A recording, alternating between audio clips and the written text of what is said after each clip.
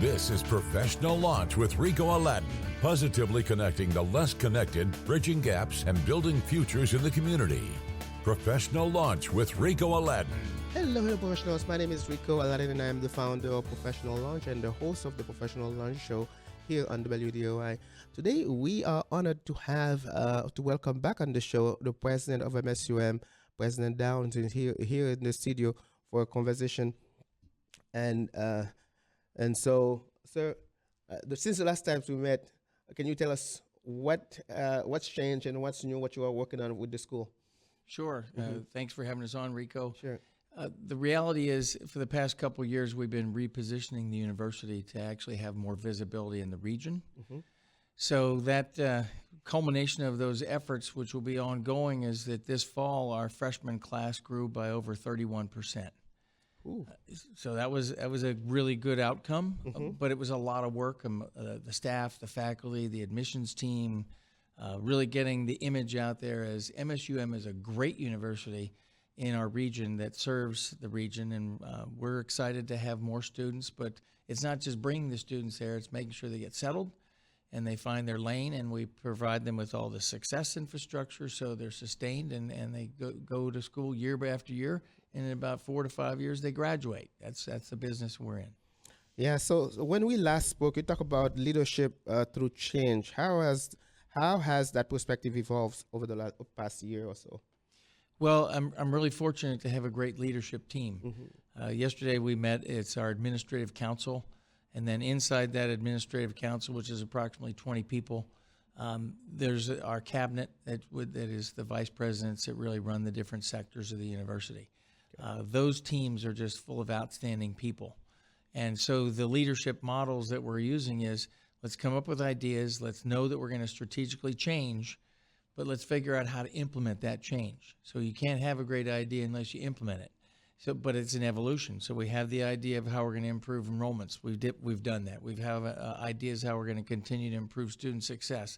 And we have teams of people that are surrounding students to help them. So you have higher retention rates, and students are feeling like they belong to a community, because they do. It's a learning community, and it's a very supportive place where everyone feels like they belong. But you can't just have an idea and not talk about it and then implement it. It's an everyday event. Wonderful. So you mentioned enrollment. This year, MSUM really stood out with enrollment. You guys had the school had a very good year in enrollment. Right. What can you attribute that success to? Well, it's creating the awareness of we're one of the best options in the whole region. We don't feel that we're second to anyone in what we do. So as you project that image out there and that sense of confidence, then what really happened is we had a whole lot more people come and visit campus. The visits to campus went up over 20%. So as they came and met the people, they met students, they met staff, they met the faculty, and they walked around, they said, wait a minute, this place is really on my short list. And then as we continued to cultivate them, they said, I'm going to Minnesota State Moorhead.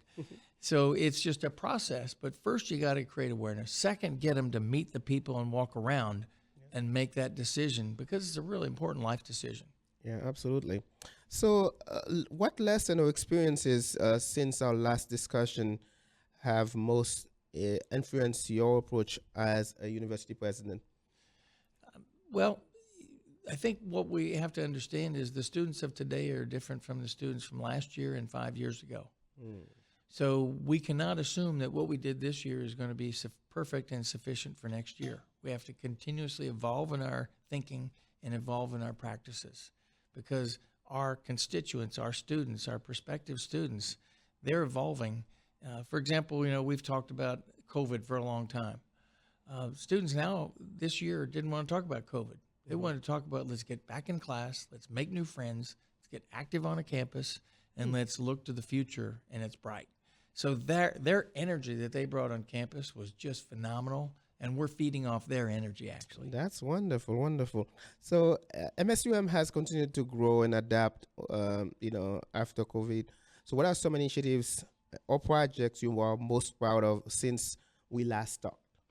Well, we're constantly looking, are there new degree programs that we need to put into place? So we have, looking at business analytics, cybersecurity. We're bachelor's and master's in project management, all the new degree programs that students are interested in. We're also just starting a new honors college. We announced it last spring, and as we evolve and develop the model, we're going to have more honors students, and those are the students that are the catalysts in the classroom. They drive the classroom, and they challenge everyone else in the classroom to work harder, to be a better learner. So that project officially starts next fall, but we already have like 40% of our undergraduate class that came in this year were honor students with a GPA of 3.75 or higher. Wow. So we're bringing in really accomplished students who say, I'm going to go take the next step in my academic journey at Moorhead. So that energy, we're just started a Institute of Applied Artificial Intelligence. Well, the reason why we're doing this is it's not going away. It's just like when the WWW, World Wide Web, Internet started. We have to learn to adapt and use it. So we're teaching students how to learn with AI, and the faculty are leading that conversation. And then we're also leaning into industry. How can we help industry utilize AI to the best of their abilities to advance their organization? So it's one of the biggest initiatives that we will do. We have an executive director that we hired. His name's Josh Reedy, and he's been in industry. He's been in higher education. He's a former CEO of a company that is right in the midst of all of AI. So we're going to do things for the community and for our students at the same time. Very ambitious, but we have to be ambitious and continue to carve out our niche, and it will change regularly. Wonderful, wonderful. When we met last time you came on the show, you talked about purpose-driven leadership and strategic direction. And as you are talking about all these initiatives, I can kind of sense that. What does purpose-driven leadership mean to you, and how do you see it shaping the culture at MSUM? So we need to know who we are. So we're a regional public university, and we serve a big footprint across several states.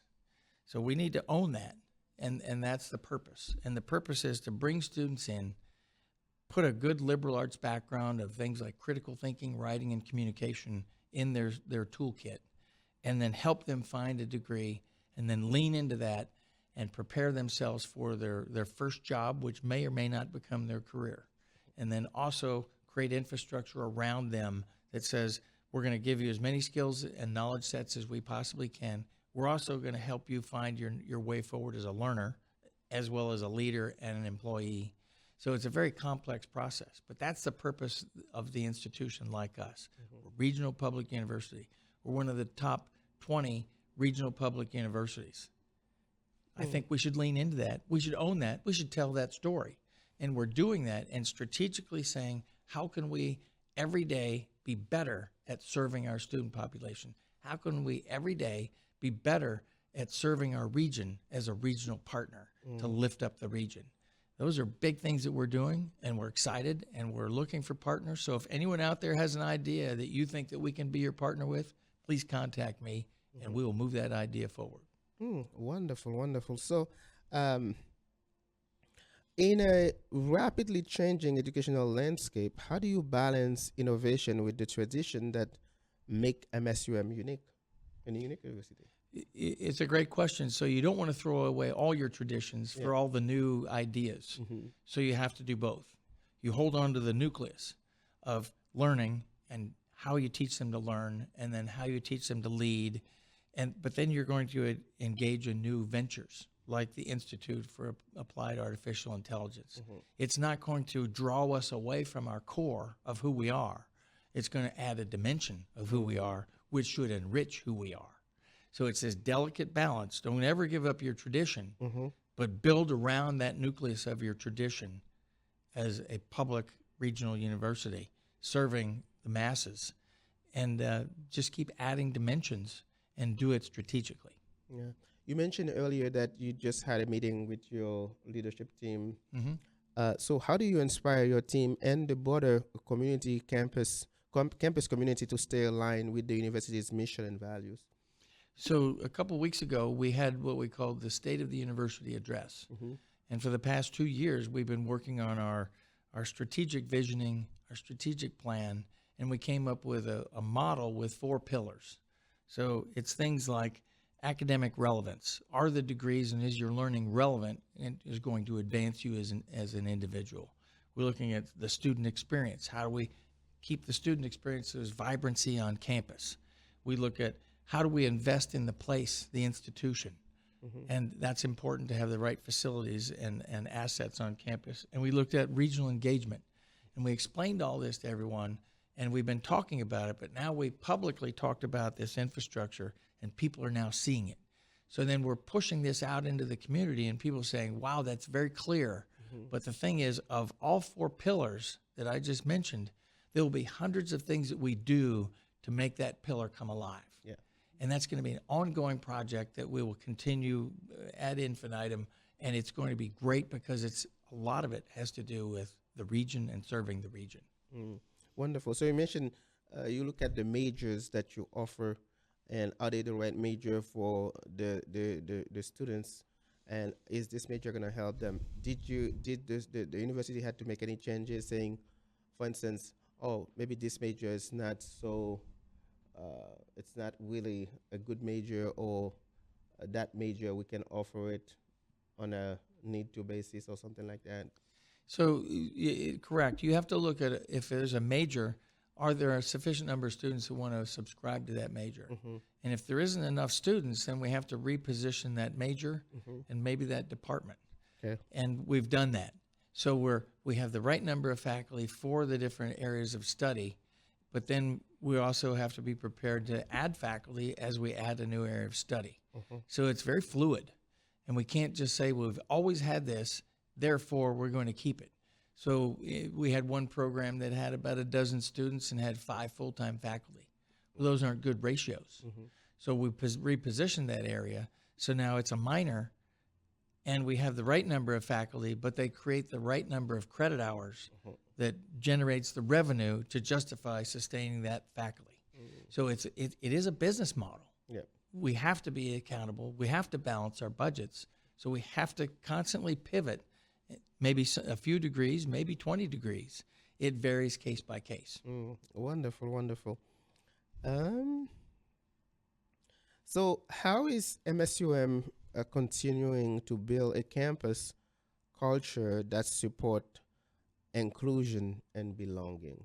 Right. You mentioned belonging. Student must feel to belong. Yeah. It's the psychology. When someone comes and visits, the visit I mentioned earlier, I want them to feel like they're welcome, and we assume and we find out within minutes they're ready, they're capable. Then it's just, okay, let's get you admitted, let's get you set, let's figure out all your financial aid, let's figure out where you're going to live, let's assign you to a major, and let's get you an advisor, because you are now a member of our learning community. Yeah. So as soon as you admit them, they're part of your learning community. The day they move in, they're part of your learning community. And once you put that psychology in their head, they realize, wait a minute, this is real. These are my people. This is my place. They're on my side. Yeah, we're here to help you. And that's how it works. Yeah. It's really the psychology of feeling like you belong and you have a place in a community.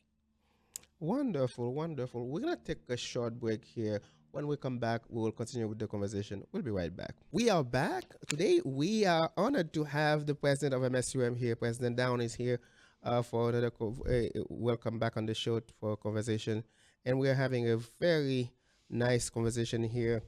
And so, right before break, we were talking about belonging and inclusion and so on and so forth. So, I guess, how do you see any change from when you start as president to now when it comes to inclusion and belonging on campus? Do you see any change? Well, we've been having a lot of really good conversations just in groups and different groups, whether it's the academics or student affairs, and we need to be even more intentional. You know, you can assume that everyone understands something, how you feel, how you think, and that's okay. But the reality is, I think today sometimes it's just really good to be articulate and say what everyone may or may not be thinking. Yep. So when the premise of belonging, when I meet students and I meet like groups of new students, I will look at them and say, you've been admitted, you've now moved in, and you're here and you're going to class, you belong here. Yeah. Period. Whatever your history is, wherever you came from, you are now here and you're part of our community. And we are celebrating you as you're bringing all your world to us, and you're creating a diversity of thinking, for example, because you may have a different lived experience or a different philosophical framework. And that enriches us because we need to look at things from several degrees and several angles. And then that enriches the decision-making and the knowledge that we have on the table for all of us to be collective learners. Wonderful. I like that. So, earlier you mentioned technology a little bit. So how do you see technology shaping the student experience and academic delivery in the coming years? Well, sometimes there are big paradigm shifts in technology, and they've been happening maybe over time, but now they've become really obvious. Yeah. So the premise of artificial intelligence is a good example. But there are people that have been studying in this area called machine-based learning for 10, 20 years. So they've already been doing it, and they knew what it was, but now it's been reframed as artificial intelligence, this big bucket of content and knowledge and how do we run our society. So it's landed at pretty much the center of everybody's radar, because everywhere you look, everybody's talking about AI. So for us as a university, we have embraced that and said, well, let's us learn about it and then us learn how to use it appropriately. Because if I'm a student and I just go into artificial intelligence, whatever search engine it is, and I say, I need to answer this question with these factors, and it spits out a 2-page response, and I just simply turned that in as my answer to my essay, well, that's not you doing the work. Yeah. So what we're learning is you can use AI, but then take the baseline information that you get and actually shape it into the answer to a question that actually uses your brain and shapes it so you're actually answering the real question, the finite question. So how do you use that content? How do you shape that content into really addressing the question that you've been asked or you're asking yourself? That still requires the human brain and critical thinking. So we're not going to give up critical thinking and the human condition, but we're going to use this as a tool. So we're learning how to do that as we speak, and the students are learning it along with the faculty. So it's really kind of interesting. At times, the students might teach a faculty member how better to use AI. That's okay. Yes. Yeah. So I mean, that's a very that's a great point. And even in our workshop, sometimes we talk about how how professionals are using AI to build their resumes and so on and so forth. So we tell them that although it can give you the best resume, but your job is really to go back in there and whatever it gives you to really do a good review of that and see are these accurate, because the machine gives you whatever the machine gives you, but you're gonna be the one responding for it. It has to be you. It must look like you, whatever you are presenting, whatever purpose you're gonna use that for. Right. It must look like you, and you must be able to answer a question about it.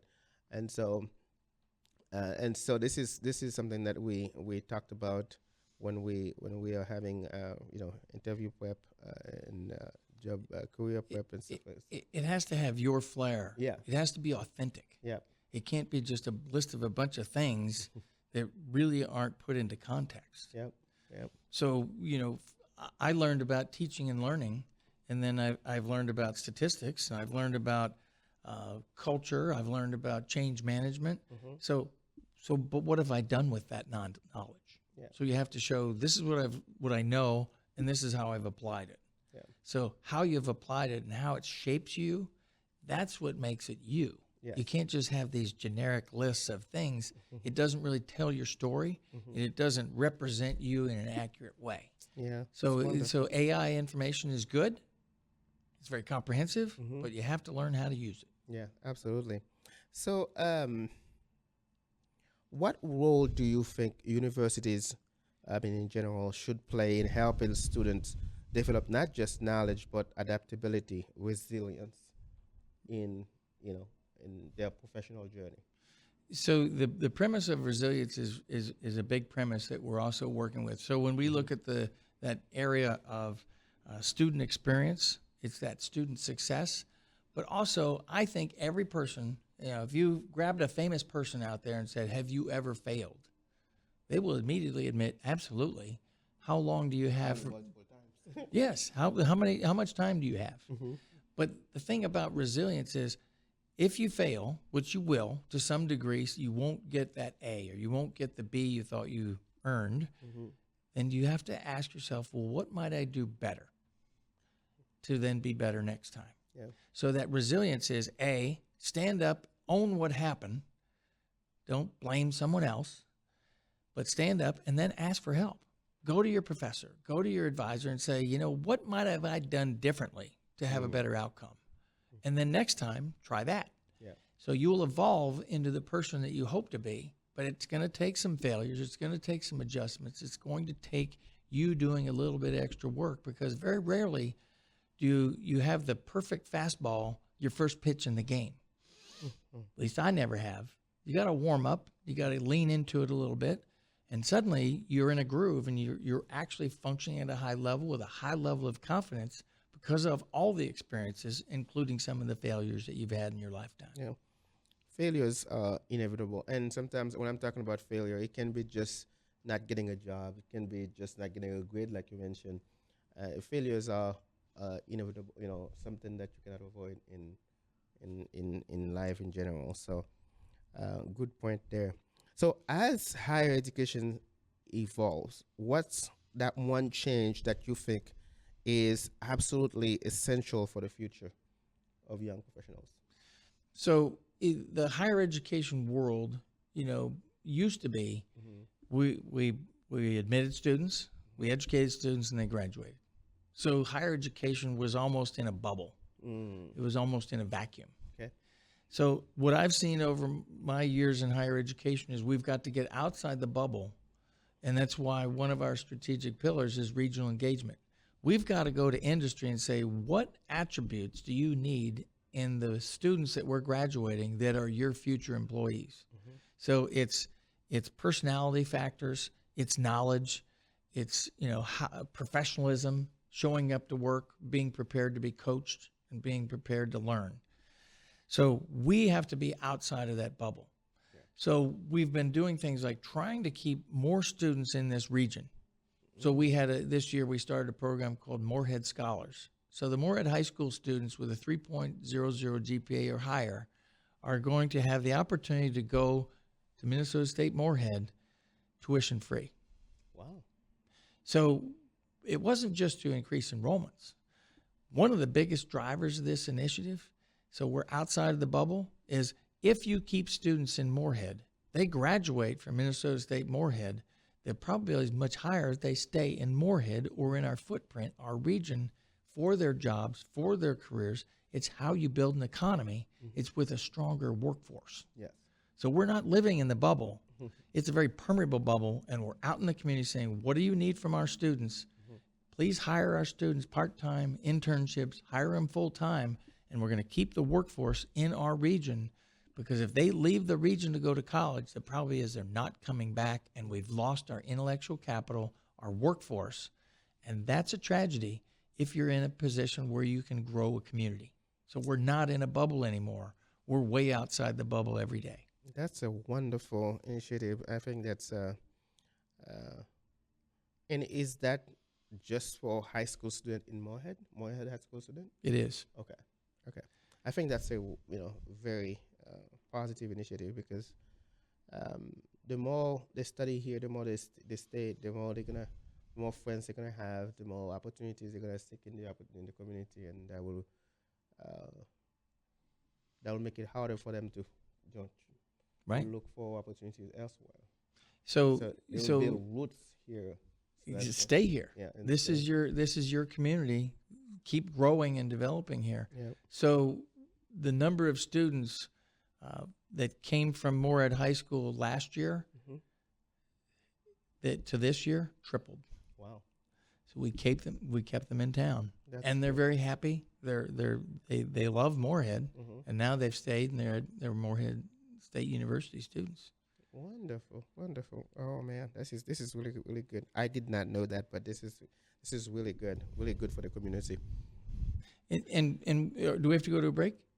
Well, you can go ahead. Okay, so we also have an affirmation of the university. One of our alumni, because we started as a teachers college, hmm believes in the process of education and developing the next generations of teachers. Wow. So last week, this alumnus at homecoming week announced a $5.5 million gift to the university, Wow, and it's for teacher education, that's an awesome gift. because we have to keep preparing the next generation of teachers, hmm K to 12, so that we have the feeder system of really bright young students that are capable and enthused about becoming college students. Wonderful, wonderful. So before we go to break, I want to remind everyone that Professional Lounge is a nonprofit organization, and therefore we heavily rely on friends, on guests, on partners to keep our operation going.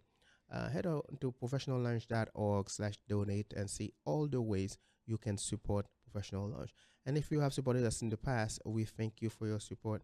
And if you have not, please find a way to support us, because your support means the world to us. We appreciate that. Now, we're gonna take another short break here. When we come back, we will continue with the conversation. We'll be right back. We are back today. We have the president of MSUM on the show, and next week we will have the author of the Go Giver book. If you have not read this book, it's a very good book for young professionals to read. The author, Bob Berg, will be on the show next week for a little bit, and so we are looking forward to that conversation. And I want to remind everyone that Professional Lunch, President Down, I don't know if I mentioned this to you, but what we're trying to build with Professional Lunch is creating a mentoring platform for young professionals to find mentors to connect with. And even if the person was studying Latin, I want to have somebody on there that they can connect with to learn how they can use that, to launch their careers. So this is the premise of all of what we are doing with the organization. We have the podcast, we have the organization, we are working on the platform, and our goal is to make it so that if MSUM or M State or NDSU of the students say, oh man, I wish I could connect to someone and talk about this or that major, and how can I use it to launch my career, they can have that resource, that opportunity. That's my goal. My vision is to create that platform, make sure that every possible career path that is out there, a student can go on the platform and find someone that is in that career and connect with them to learn what are some of the things, what are some of the steps they can take to launch their careers while they are in college, so that they're not finding out about those opportunities after they are done with college. So that's my goal. That's my vision for Professional Launch. And right before break, I was making the call to action to support there. It's creating that. I want people who are listening to the show to think about who they wish would be, can they be someone they needed when they were trying to find a career path, right? So that's the thing, the question to ask yourself. Who can you be someone that you needed when you were younger, looking, in college? Right. So as a mentor, someone that can say, that can at least show the ropes, give you some advice, help you understand the opportunities that exist in the path that you are taking as a young professional. Because sometimes when we start college, we don't know it all. We don't, we don't know all there's out there.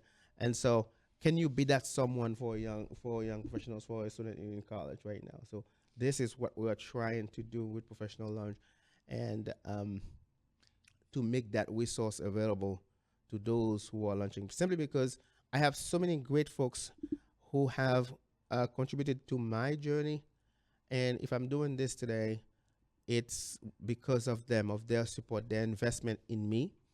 And so, and I know there are many other folks out there who would want to be that person for young professionals. And by creating that platform, it simply facilitated that for them to live a little bit of their legacy, to shape the future of the workforce a little bit, and also to give back to the community. And I think that's a wonderful vision to have, because when you create an opportunity for others to serve, I think that goes a long way. We talked about mentorship before, and have you had mentors in your life? And if you have, how have they influenced you? Absolutely. I think mentors are out there, and I think our world has evolved to the point where a lot of people call it the coaching model. There's a slight difference between coaching and mentoring. I think there's a lot of resources out there right now, more than when I was in my 20s. You can look on LinkedIn, you can find people, and then maybe click on them and say, I'd like to connect with you, and then send them an email and say, is it possible for us to talk? So then you maybe engage in the person in some sort of professional development relationship. If you really develop a relationship almost like they are your mentor, then that means that both people see value to the relationship. So at first, I think it starts as coaching. Can you help me find out how to get into a doctoral program? So I had a mentor as a graduate student. I said, I want to get my doctorate now. I've changed my mind. I was only going to get a master's. So what do I need to do? And this person told me. And he was my doctoral school mentor. And then I got into graduate school for my PhD, and then my advisor became my mentor. So I think you have different mentors throughout your life, and they have kind of a lifespan. Yeah. And the relationship's always there. I can still call my graduate advisor, but it's a different relationship now because, I've been a professor and now I'm a university president.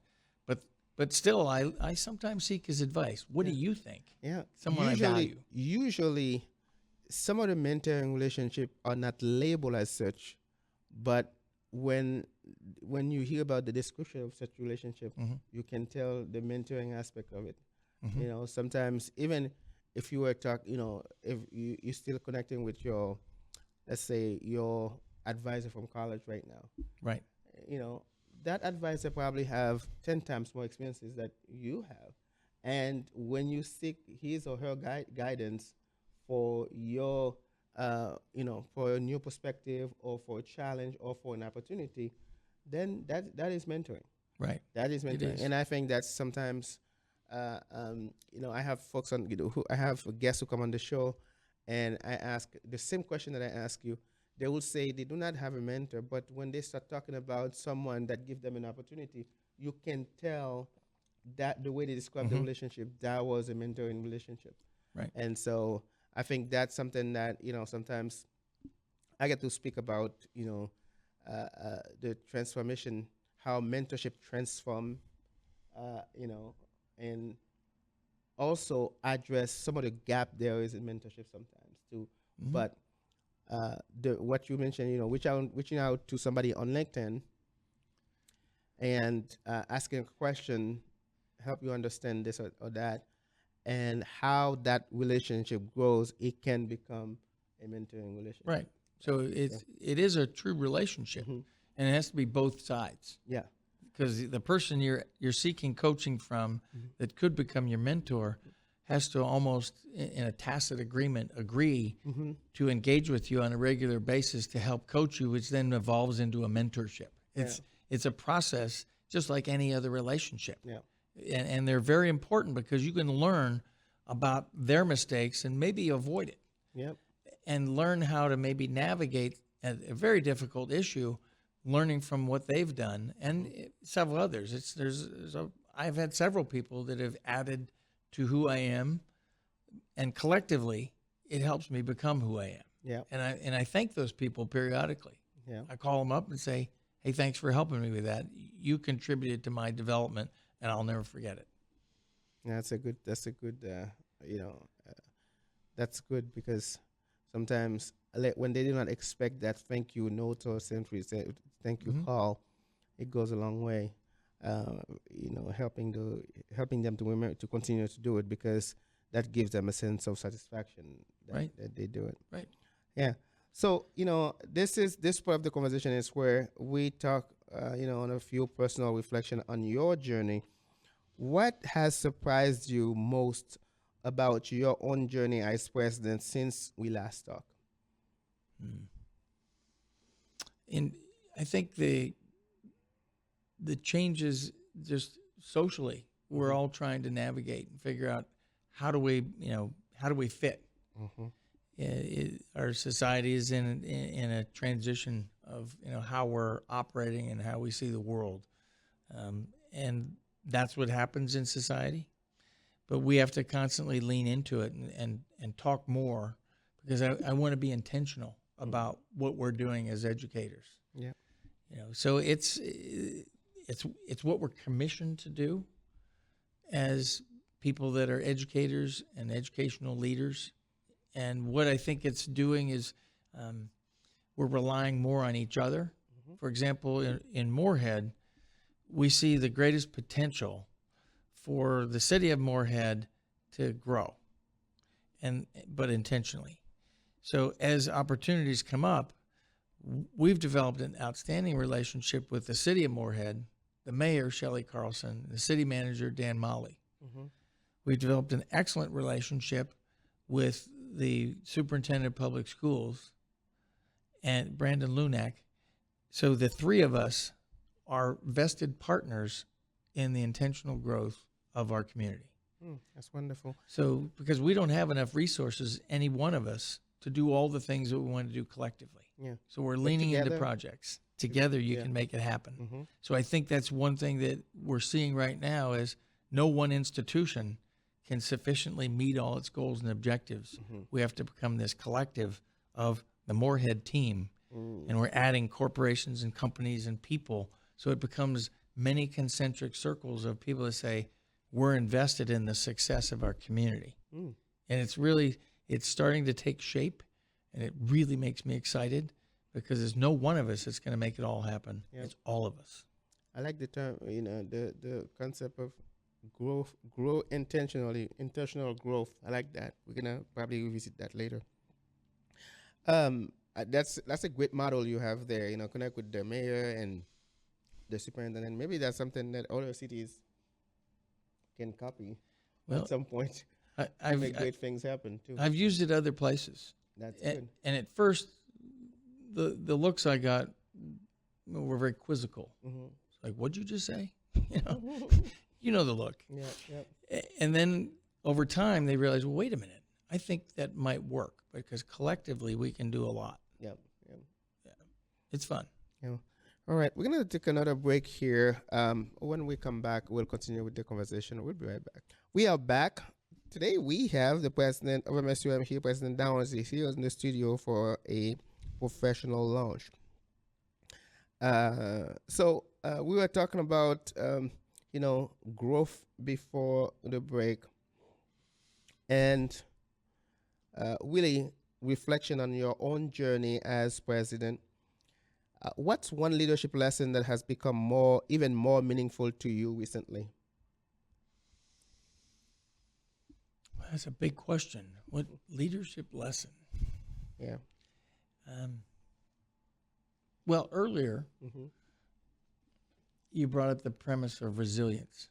So it's not something that's just applicable to younger generations. We have to be resilient as leaders to figure out what's the way forward.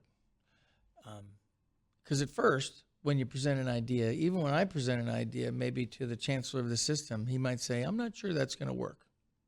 Yeah. Oh, well, that's not the answer I wanted, right? That's okay.